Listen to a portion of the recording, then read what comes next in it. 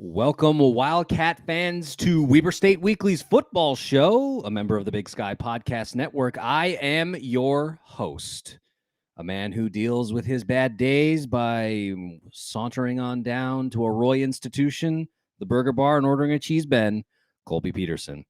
On the show today, we have a man whose cure for a bad day is what exactly, Chappie? What's your cure for a bad day? Yeah, it's the same. It's the burger bar. My man, but yeah.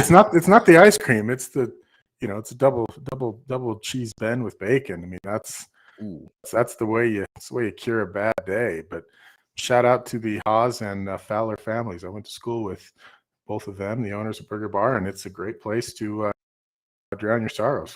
Yeah, absolutely. A Roy institution, like I said, proudly from Roy here. So, Chappie, good to have you on the show. Next, we have a man whose cure for a bad day is a little closer to home in Ogden, as far as ice cream. We got Sean Lewis with us tonight.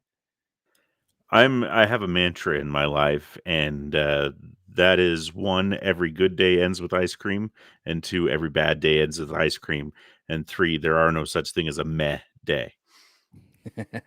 I'll tell you this, guys. I miss Far's ice cream thus far out here in Tennessee because, man, there's just nothing quite like it, and man, it makes me miss it.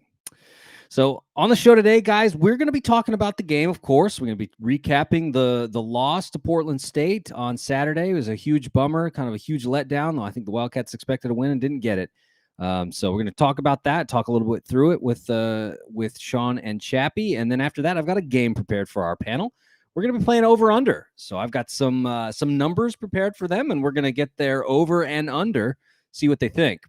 But before we get into all of that, we want to encourage everyone to subscribe to the show, whether that's on Apple Podcasts, Spotify, Stitcher, wherever you get your podcast. You'll probably find Weber State Weekly. So please subscribe to the show. You'll get our live streams like this. We convert them over into podcast feed afterward, and also you'll find our game day shows in there as well. So check out Weber State Weekly, wherever you get your podcast. A lot of good content to be had there. We're also on social media. You can follow us on Instagram, Twitter, or Facebook. Twitter, one of the best places to interact with Weber State Weekly team, especially on game day. And then we've got a Patreon.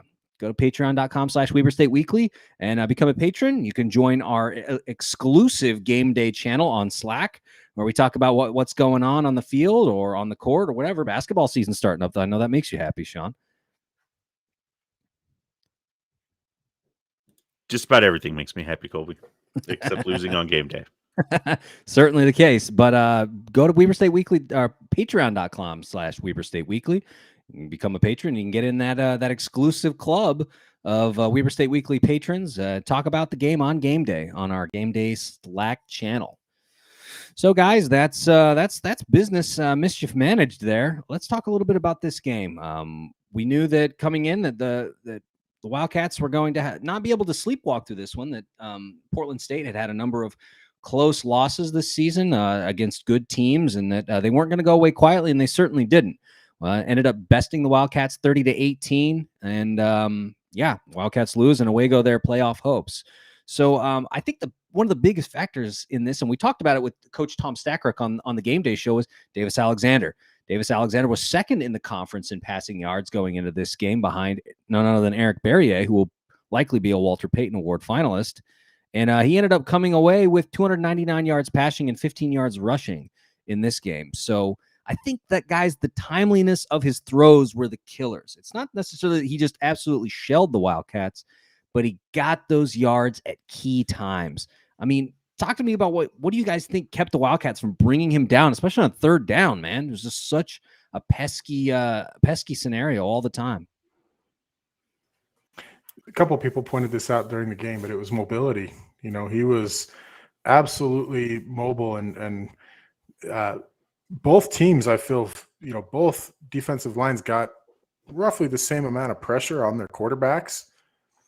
Our quarterback, who's been injured a little bit, did not get away from the pressure. Portland State's quarterback, Alexander, he did get away from the pressure, and that made a huge difference. I mean, I don't believe we had any sacks. I do not believe we had a sack, maybe one. Everything else, they could have had. We had 3 for 13 yards, 3 sacks, Chappie. Could have had 9, and yeah, could have been a lot more. They couldn't bring him down, and not only that, it wasn't he was just getting away from the pressure. he was completing passes too. He was completing balls that were, once he got outside of the pocket and he was running away from pressure, that kept drives going. How many third down plays were there where he, got out of the pocket and made a little pass that got him a first down? That happened at least 3 or 4 times. Yeah, I'm telling you, anytime you go 8 of 15 on third down, that's better than 50%. You're going to be doing pretty well as a team. And you're right, Chappie. He was so slippery. Times that you thought we were going to get him, and he was able to make that little throw past the sticks. And something that I complain about a lot. Anybody that sits by me, as Chappie regularly does, knows that I whine and complain and yell every game about those third down passes where you need 9 yards and you're throwing it 8. And you need to throw it 10. And whether that's on the quarterback, the receiver, the coach, I don't know. But they were throwing past the sticks. We always throw behind the sticks. And you're not going to convert if you're throwing behind the sticks. That's fair. On the other side of the ball, well, keeping it with the defense here, because we'll talk about the offense, which I think is the elephant in the room here, and we'll get into that. But before we do, I want to talk a little bit about the run defense, because Wildcats, the week before, gave up just 24 yards against Idaho State. They really couldn't do much on the ground. However, Portland State had a little bit more success. They ended up giving up 155 yards to Portland State on the ground. And part of that was, Malik Walker, who at the time I think was the reigning conference offensive player of the week going into that. But what was the secret to success for this? Do you guys feel that it was the defense getting tired? Like, why was Portland State able to do better against the run than other teams have this season? It just seemed uncharacteristic for the Wildcat defense to give up that many rushing yards. I don't know. You look at Malik Walker, he had a long of 39. That was his longest of the season. So, if that's a 4 or 5 yard run, which is their normal average throughout the season, his rushing total that's a little bit of an outlier. And I think that was in garbage time too, wasn't that the garbage time touchdown? Yeah, I was going to say that's one key factor here, right? Is that like one of those, 39 of those yards, I think it was like a 37-yard touchdown, or maybe it was that one was that touchdown at the very end of the game. So it's like, scrub that, you have about 110 yards rushing, about, which is right where you want to be as a defense, right? You want to give up about 100 yards or less, and I'm okay if it's a little over, but I don't think the rushing killed the Wildcats. For me, it was Alexander's slipperiness, the conversions on third down, those not being able to get the quarterback in the key times, and maybe I'll say this because it bothered me, but the refs seemed to not throw many flags during the entire game. My gosh. And many of those that, as Homer fans, we would like to say maybe there was some holding, but you could call holding on every Not play. maybe. I don't know. There was definitely definitely some holds that may or may not have been called that maybe pull some of those gains back. I don't know. I always say that bad refs affect both teams equally. That you have the best teams are able to get over the bad reffing, and you have to find a way around it. But yeah, I think there was some extended plays that were able to be extended plays because of certain uncalled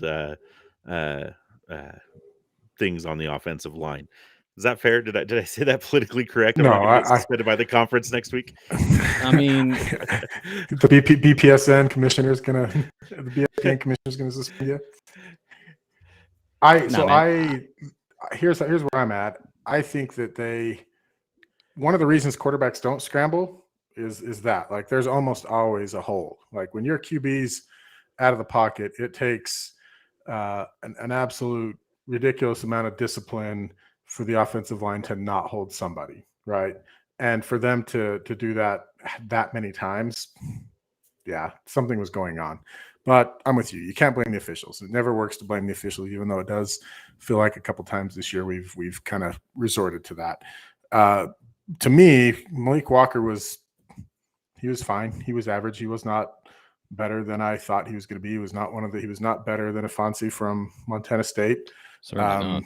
To me, the outlier there is again Davis Alexander with 29 yards on 9 attempts. That's He killed Weber State. He won that game for Portland State all over the field. Yeah. Let's flip the script a little bit and let's talk about the offense because, like I said, it's kind of the elephant in the room here. A lot of people calling for Matt Hammer's job right now. If you're on social media and you see kind of what folks are saying, a lot of people really upset with the anemic offense. Hasn't seemed to improve greatly since the spring. Still struggling to implement the scheme, and there are times where it's really difficult to get folks on the same page, as it were. But I wanted to start out though with we talked about this I think last week. Get Rashid the ball more, right? Like we were talking about it in Slack. Like print it, make the T-shirt, and Rashid Shaheed ended up having 90 yards in this one, 90 receiving yards, I should say, and that was without that catch in the first quarter that should have been a catch and that was taken away. That would have put the Wildcats at least in field goal position, if not more. But yeah, man, I mean, it seems like the concerted effort to get Rashid Shaheed the ball more is working by and large, just not capitalizing on it. What are you guys' thoughts on Rashid Shaheed and the strategy to get him the ball more? I think Rashid had a great game. I mean, he had plenty of catches. He had the one taken away. We were talking to some fans. Was it a coach's wife, Dustin, that was sitting by us? Their little kid was running in front of us, and they talked about us that they came from Kansas or somewhere just to see Shaheed. And that was what they wanted to see. And I was a little bit nervous when he had that injury timeout called for him. Glad he was okay after that.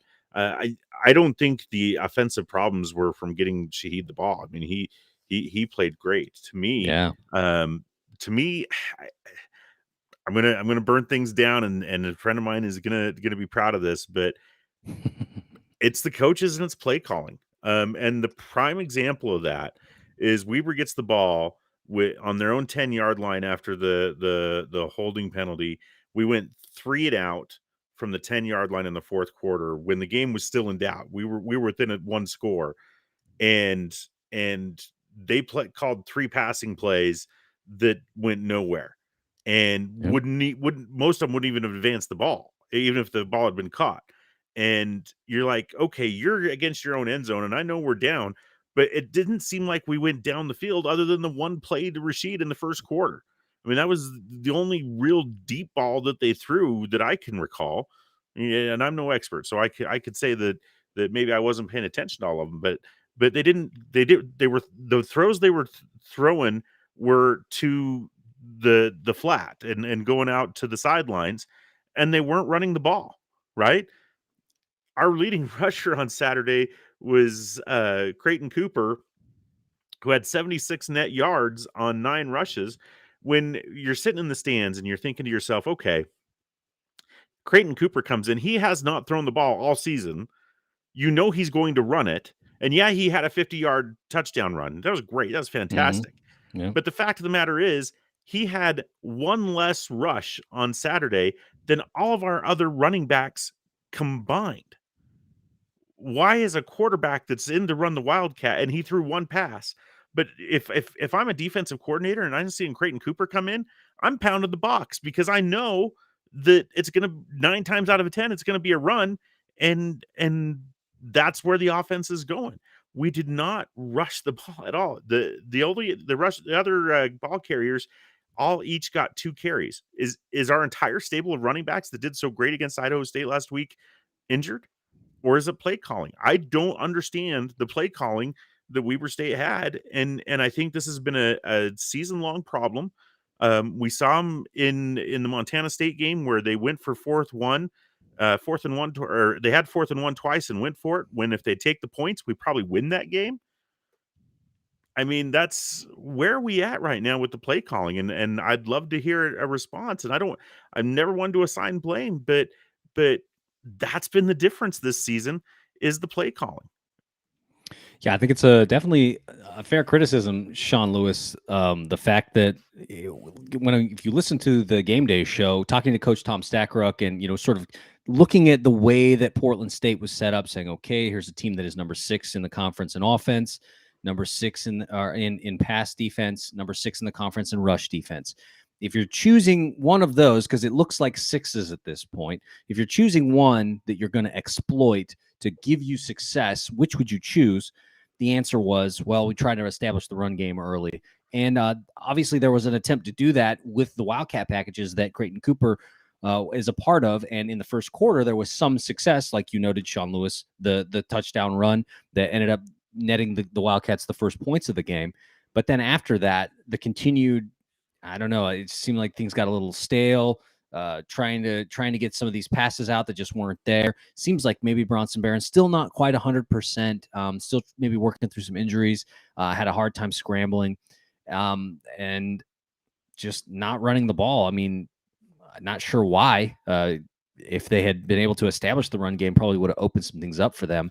But net yardage in this game, like you noted, total I need to 69 give yards. Chappie a time to talk, but I want to throw out one other point here, and this is not coaching, but our offensive line has been beat up all season. Yeah. Our quarterbacks have been running for their life. They haven't had the protection, and when you're getting penetration in there, it's hard to run the ball. It's hard to throw the ball. It is clear that when you have an offensive line that has a lot of starts, that is the foundation for success in college football. You can see there's lots of statistics and studies to back that up. But at the end of the day, our offensive line, we've been plugging and playing and people playing out of position most of the season. I think that's been part of the problem. And that's not a criticism of the offensive line. Don't misunderstand what I'm saying here.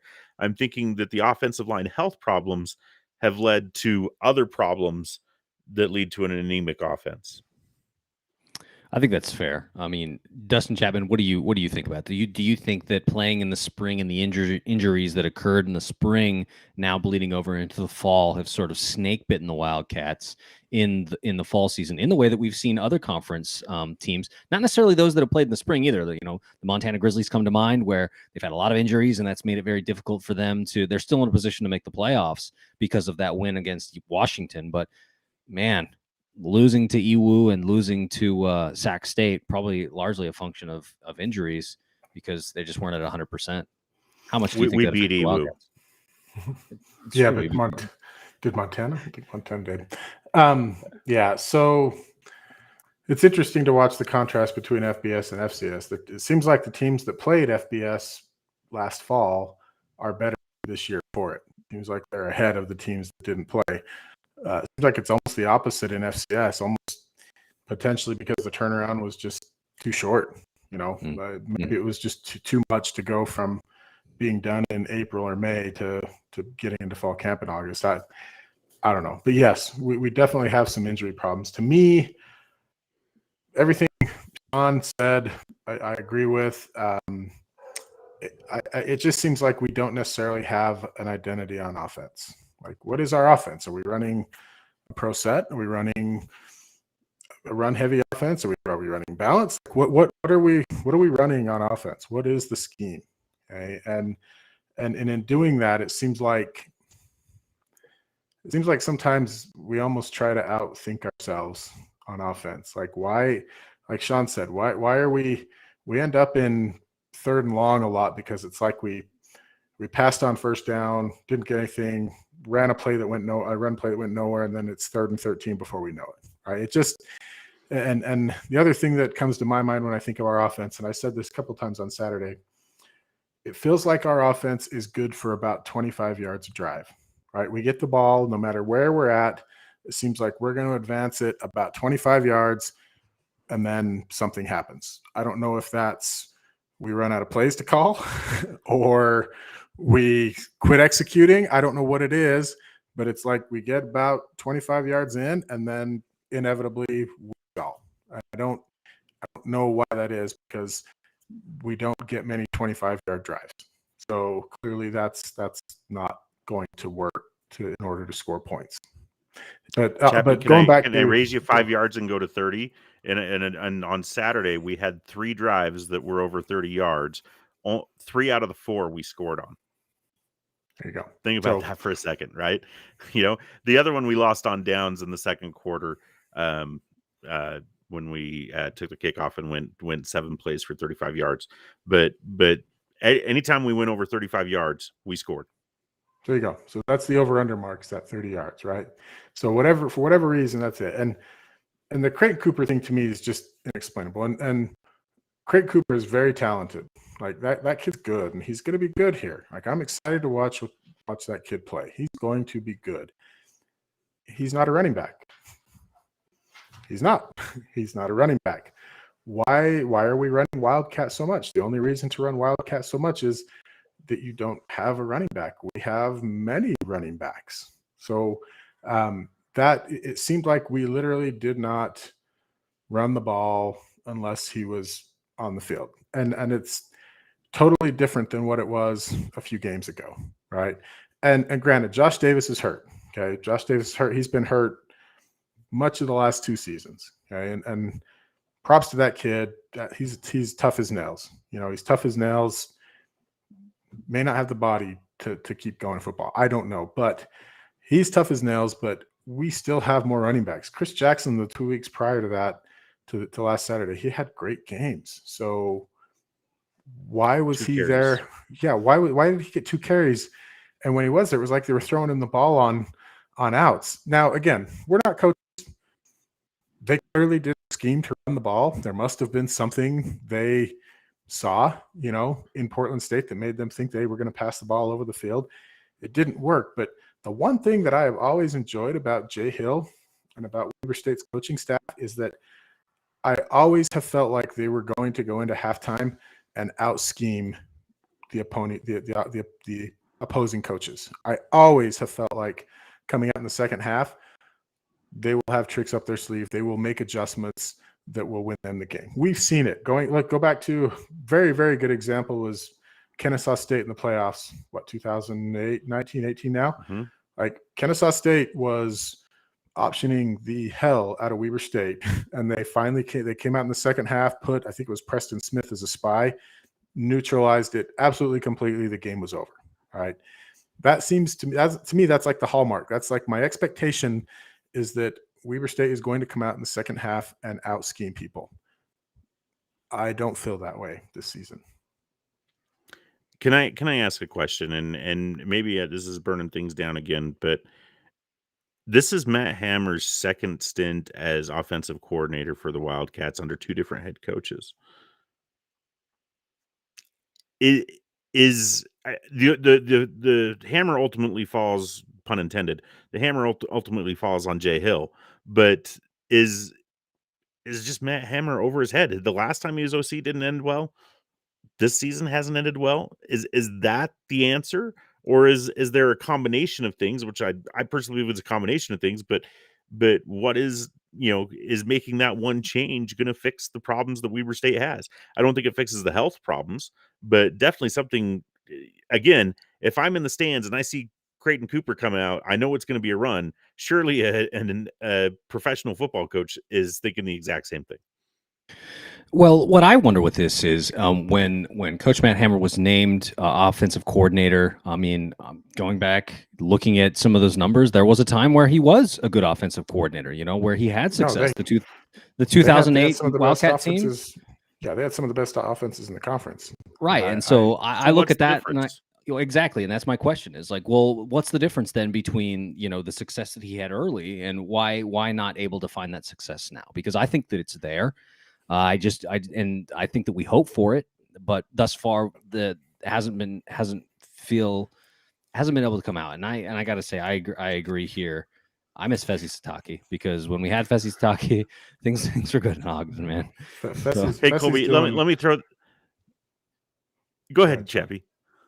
Fessi's doing really good things at BYU. He sure is. It's not like we don't. We all want Matt Hammer to be extremely successful here at Weber Certainly State. Do. Like he's a local guy. He represents everything good about Ogden area football. He did a bang up job at Weber High. He's put in his time. It's not like none of us want him to not succeed. We do. It's a numbers game, I guess. And I'm not going to throw him under the bus. Whatever. We all want it to work. I'm going to throw two things out here. One, I'm going to represent Tom Lakey and say, stop talking about BYU. This is a Weber State show, Chappie. That's Two, not my fault. They took our coaches. Two, I'm gonna throw this out here. College football is cyclical, right? Weber State has won 4 straight conference champions. Nowhere are we a divine birthright to win a conference championship in football every year. We've had a great run. It had to come to an end at some point. I think the frustration the Wildcat fans have is that, or at least my frustration, and I think I speak for a lot, but I'm not going to throw that. This is me. I think the frustration is we look at the talent and where we've been for the last 4 years. We've been building to something. And for whatever reason, the Wildcats have just flamed out. Now, whether that's health, whether that's poor coaching, whether that's the spring season just took a lot out of us and it's too much football, there could be 100 different reasons for it. But I think the most disappointing thing for us this year is that we aren't in contention for the conference title. It's not enough. You know that somebody's going to win one at another point, right? You're not going to have a string of 10 straight conference titles. We do still have the talent. So, but if they're hurt or whatever, something just the stars did not align right now for us to win, and that's fine. But we're at the bottom half of the standings. And as a Jay Hill team, I don't think I'd ever think I would see that day we're in the bottom of the table rather than the top of the table. And I think that's the frustrating thing for me. Well, and I think we all feel that we're more talented, right? Like I look at Bronson Barron and think the kid's a better quarterback than Jay Constantine, right? Like on paper, looking at the way he plays, like he's a better quarterback than Jay Constantine. Brian Marceau, we'll be waiting for your rebuttal on that one. Well, shout out to Brian. Yeah, but the numbers, but the problem is the numbers don't necessarily say that that's the case. So why is that? You know, we feel like we have more running backs than we've ever had. Like we feel like that room's deep. Our receiving core, I've been like drooling over our receiving group for the past 2 seasons. Like that is an uber talented group, guys. But the numbers don't necessarily reflect that. To me, that's the frustrating thing. We all feel like, and to me, it seems like there's more there, and it's not. But receiver is a dependent position, Chappie, and we've played 4 quarterbacks this year, right? 3 of them have been hurt at some point, right? And if the quarterback is running for his life and can't throw the ball to the receivers, those outstanding receivers can't do much. I mean, it's a. I mean, how do you not feel for Kyler Meiser too? By the way, got hurt on a non-contact injury, and he was looking good up until there. And by the way, shout out to Kyler. But by the way, one criticism to Bronson a little bit. He was running for his life, but he was also holding on to the ball too long on Saturday. There were a few times where it was like, man, why? That almost felt like we were looking at Randall Johnson back there. All right. We should move on, Colby. I think we beat this horse. Yeah. I was just going to say one more thing before we move on to over-under, guys. And so Portland State ends up getting the win. The Wildcats playoff hopes. And they're not a bad team. Like they're not a bad team. We knew that. But I still feel like we should never lose to Portland State. That's just one of those schools in the Big Sky that I don't feel like we should never lose to. Should have beat them. No. Portland State. Nobody about Portland. No, there's no reason to ever lose Portland State, but they're not a bad team. Like they may be the 6th playoff team at the Big Sky. Who knows? No, they won't. They probably won't. But Portland State is the Ole Miss. They were not Big Idaho State. They're always in the middle of the table, and they're never going to contend for a championship except once every 25 years. Who's the Vanderbilt? That would be Idaho State, or is that NAU? Man. Think about the color scheme. You'll get your answer. All right. So what I'm gonna ask you guys is looking forward now to the Southern Utah game. We have the last scheduled Beehive Bowl this weekend. Wildcats are obviously frustrated. They're angry. No chance for the playoffs now with the record that they've amassed over this season. And so what does it look like? Because SUU has continued to lose game after game after game. They don't look like a good team. They're not a good team. I think that Demario Warren is going to get fired at the end of the season, and they're gonna start the whack era with a new coach, and they're gonna try and figure it out. But looking toward this weekend in Cedar City, what kind of Wildcat team do we see? Do we see a team that gets up and has some pride to win this rivalry game? Or do we have a team that has given up and could care less and is checked out because no chance of a conference championship, no chance of the playoffs, season's over, you got 2 games left, you just get through them and you clean out your locker? Which one do you think we see on Saturday? Here's what I got, and I'm going to switch from what we were talking to offline earlier. I don't think that a Jay Hill team will ever not play with pride, right? Jay Hill's a good enough coach. He'll have them motivated. Weird things happen in Cedar City. They are 0-7. I would not be shocked to see them get a win, but it's not because Weaver's players gave up. It's just that weird things happen in Cedar City, and I don't have the internal fortitude to go witness weird things in Cedar City. So I'll be watching the Jazz on Saturday. You're acting like it's Flagstaff, dude. ain't no weirder place than Flagstaff, man. Now, weird things happen in Flagstaff. That's for dang sure.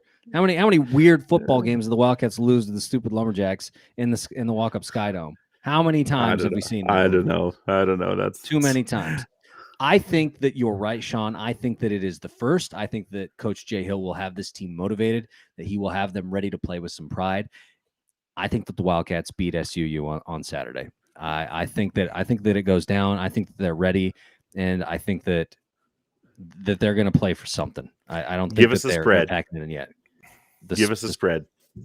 So hang on though, because I've got something for you guys in this line of thinking for over under. So I'm gonna pause right there. Right? Okay. Chappie, any parting thoughts before we move on to over under?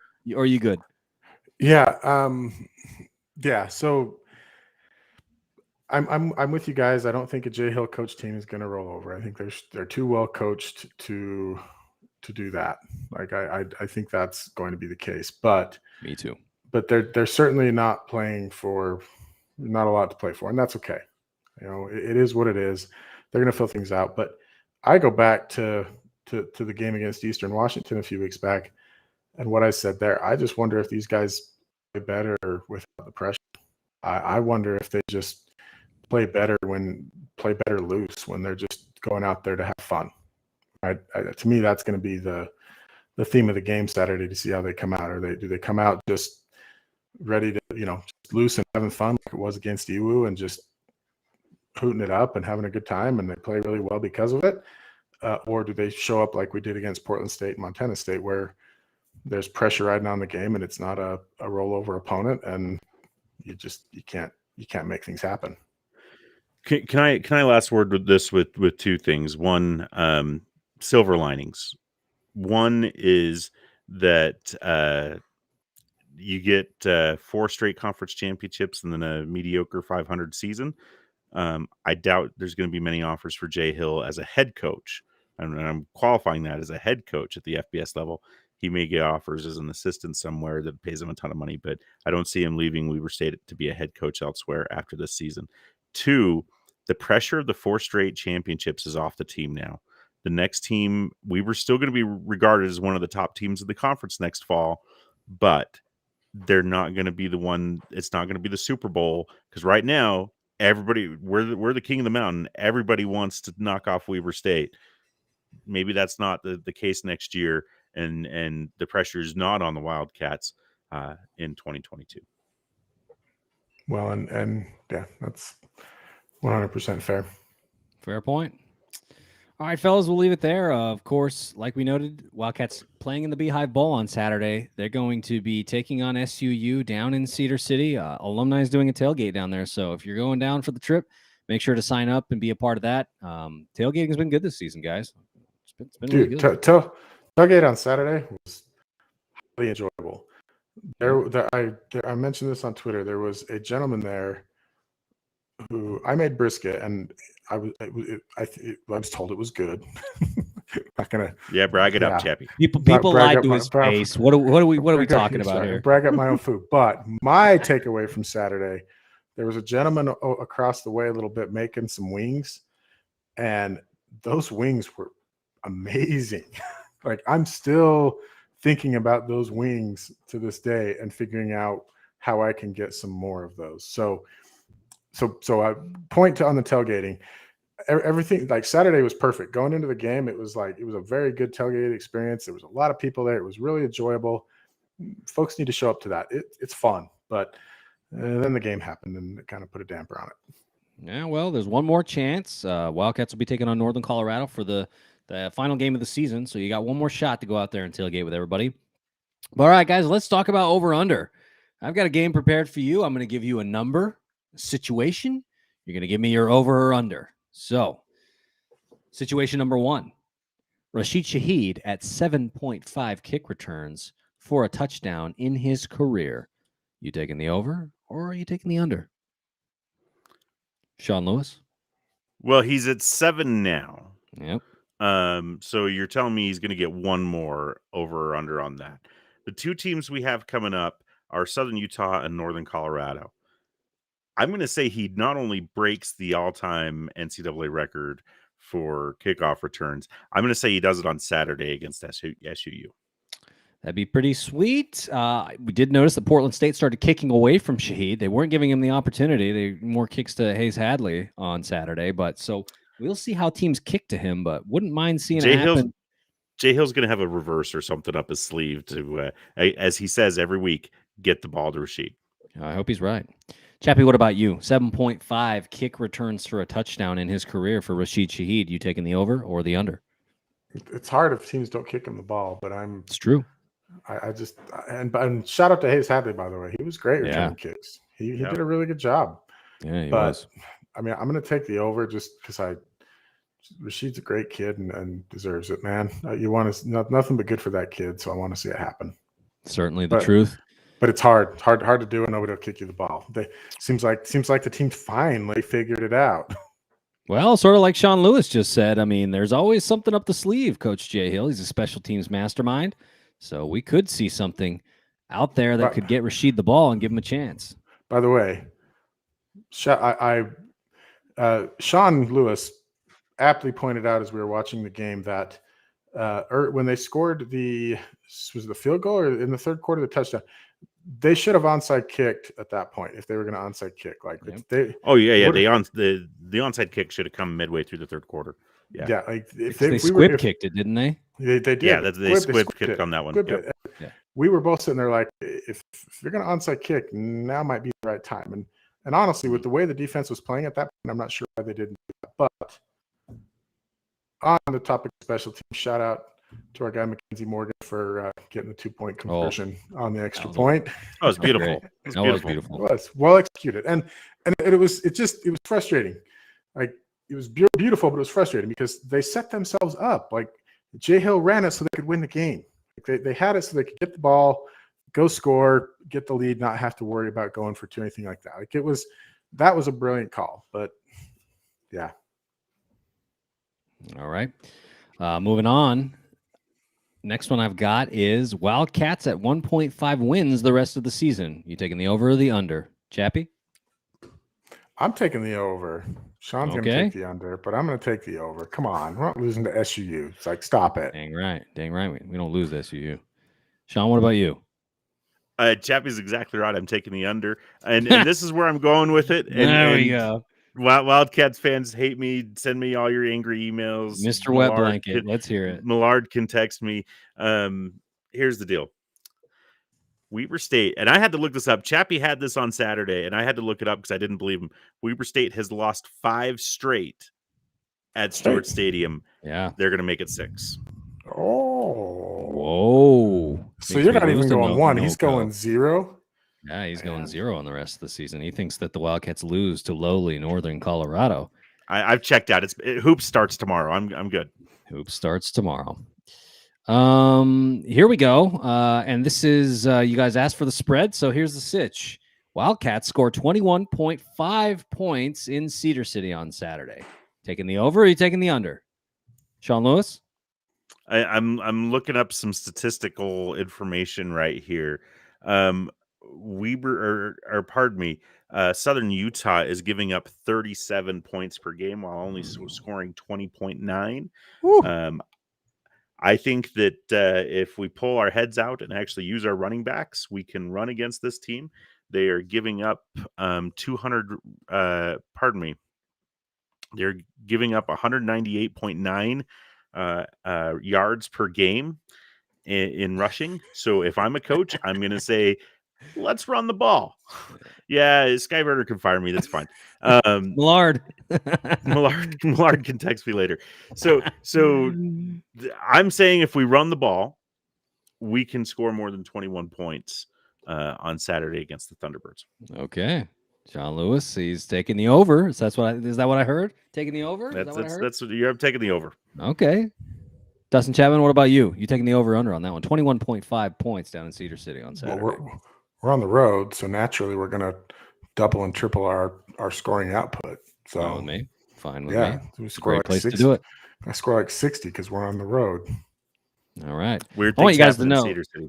Every single time that I drive past the Coliseum, I flip it off. I want you guys to know that every time. My wife, and when I do it, my wife is like, "Are you serious?" I'm like, 100% serious. I hate the Coliseum. All right, guys, that's going to be over under. We're going to wrap this one up. Appreciate you guys for talking through it. Getting our feelings out there after this, this kind of annoying loss to Portland State, who I agree with you guys we should never be losing anything to. But here we are in that situation. So pressure's off next season. Wildcats can have a clean slate. Everybody should get healthy, and we'll see kind of what happens. But 2 games remain in the season. And so let's talk about those right now. Like we talked about, Saturday, November 13th, Wildcats will be taking the trip down to Cedar City, take on Southern Utah for the last scheduled Beehive Bowl. We'll see if that changes. But for right now, this is the last one on the schedule. So that game will be at 2 p.m. You can watch it on ESPN Plus or listen to it on 103.1 The Wave. You can also just go down there and watch it in person like I would be if I were in Utah and take part in Alumni's tailgate because they got something going on down there and it's a good time. So keep that tailgating tradition going. Show SUU how it's done. Then the final game of the season, Saturday, November 20th. That game will be at Stewart Stadium against Northern Colorado, who has had a rough go of it this season, but that's the way it goes. Welcome to FCS football coach Ed McCaffrey. That game will be at 1 p.m. Also on ESPN Plus or 103.1 The Wave. Show up to the tailgate at that one as well. If the game's going to be at 1, tailgate's going to be at 11. So get out there, check it out. Chappie's going to be out there trying wings, I think. Is that what I heard? I don't have a recipe for wings. We'll see what we can come up with. He's going to have to connect with some folks out there. I'll have to taste tests for you in the interim. I just want to go over to I forget his gentleman's name. I want to go over there and just hang out at his tailgate. It's what I really want to do and just eat wings for a couple hours. Yeah. Chappie, one parting thought before we wrap this one up? Yes. Parting thought. Look, Weber State football fans, talking to you for a minute right now. Come back from the ledge. All right. It's a rough season. Sure is. Look, I get it, but how great is it the run we've had? Incredible. It sucks. It sucks to have a season like this. It sucks to be frustrated. Like we all feel like, you don't want to feel like the window for winning a national title is closing, but man, what a run. So much better than going there and going. I literally remember taking my young daughters to a game, correctly enough, about 7-8 years ago and watching the town on the field and thinking, this is like worse than high school. Like it was so bad, so bad. And our teams are good. And we now as a fan base have expectations. How cool is that? We haven't had expectations for a long time. And I would posit, I would say, Chappie, that the window is now more open than ever with James Madison going up and not eligible for postseason contention going forward. I think after this season, same with Sam Houston. They'll be going up as well. NDSU has been a little bit down, losing to South Dakota State on Saturday. And so I would posit that the window, they're human. The window is more open than ever next season for the Wildcats to potentially make a run at the national championship. So, I think the point that Chappie's trying to make is enjoy the good times because these are the good old days. We're in the middle of the good old days right now, and we'll be looking back upon these years with fondness and enjoy the ride.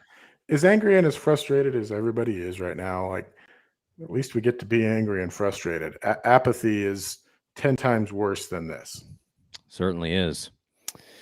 All right, fellas, on that note, we are going to wrap it up. If you want to email us, weberstateweekly@gmail.com. Find us on Facebook, Instagram, Twitter. You know where it's at, patreon.com/weberstateweekly. If you want to be a part of the Game Day Slack channel, which is a good time.